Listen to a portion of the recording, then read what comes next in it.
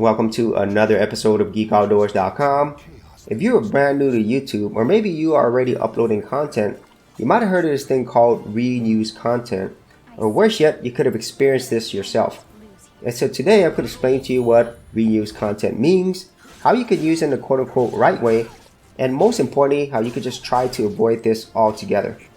And so what reuse content means is you have uploaded content that has been re-uploaded or repurposed from somebody else's existing content. And if you do that and you don't add anything extra or any transformative work, then you could violate YouTube's partner program's policies for reuse content. And if that occurs, then your entire channel could be demonetized and you can't reapply for the YouTube partner programs until 30 days later. Or in the worst case, if you are continually violating this, then your entire channel could be shut down. And so if you are on YouTube, you've probably seen this used in so many places, whether it's compilation videos, movie videos, video games, news, commentary. There's just so many places where a creator will use somebody else's existing content to make a point, to commentate on it, or to just illustrate something that's already been done before. And so those are the main places where I've seen people reuse content, and I have used this myself in my own videos as well. And so whenever you get to the whole part of using it in the quote-unquote right way, it is complex. It gets into the gray area. That's why I use that quote of right way, because in the whole world of content, specifically if you are reusing somebody else's content, there's never going to be like this 100% rule of if you do it this way, then you're not going to get into trouble.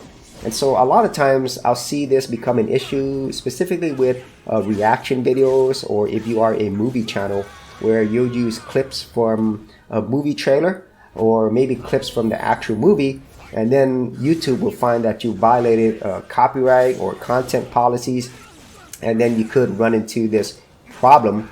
And so the general way I would say that you could try to avoid this is if you are going to be reusing somebody else's content, YouTube recommends that you get permission. And even if you did, you would still need to really change the existing work, meaning that add a lot more of your own content, your own spin on it, and less of the original content. And as I pointed out a little bit earlier with the movie channel example, this isn't always going to work. But at least if you are truly adding something different, something transformative, as YouTube says, then the likelihood of your entire channel being penalized for this is going to be lower, especially when you are appealing this. You know, like the YouTube algorithm might flag your video and then you can appeal it. And then when you are doing that, you have a lot of things to back up on your new video, how you are adding a lot of things to it. It's transformative, it's different, it's adding more value to the original work. And so that's how you can try to avoid a lot of these problems. And even though, as I said, it's not 100%, I think that is the best way you can use this if you are going to be reusing somebody else's content. Now, I have done this myself, and I have gotten copyright issues as well on my videos, but once I appealed it and I showed them that I did add something different, pretty much for myself, I've always had those appeals won. You know, I have had those copyright things removed. Okay, so that at least is in my scenario.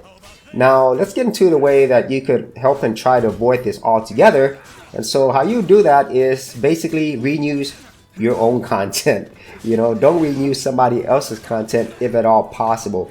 Now, I do this quite a bit on my videos as well, where I'll have a video and then I'll just break it up into different clips, or I'll reference my old material. So that is one way in which you could really take advantage of your existing content, reuse it, and most importantly, you don't have to worry about violating YouTube's partner program rules and getting into this whole headache that could, you know, potentially really hurt your channel.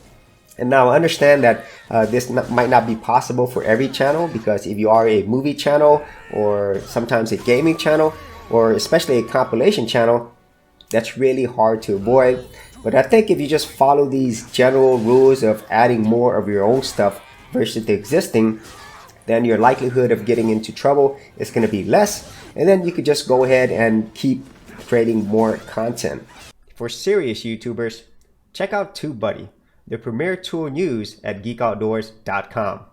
Get more done today by checking out the affiliate link in the description area below. And so those are my thoughts on reusing content and how I think you could do it in the quote-unquote right way, and most importantly, how you could avoid this altogether. If you had any thoughts on this, be sure to leave that in the comments area below. And if you want to see my entire YouTube journey, I do have a playlist. I'll leave that in the description area below. So as always, if you did get value out of these videos, be sure to share, like, and subscribe. Hey geeks, if you are a creative geek like me and you wanted to learn how to create content on YouTube and other places on the internet, then check out my Go Content Creators group, where you'll get access to additional videos and content for all the creative geeks out there. And the best part of it is, all of this is free. Simply head over to the link below, check out my page, and sign up for my Go Content Creators group. Thanks for watching, and I'll see you on the other side.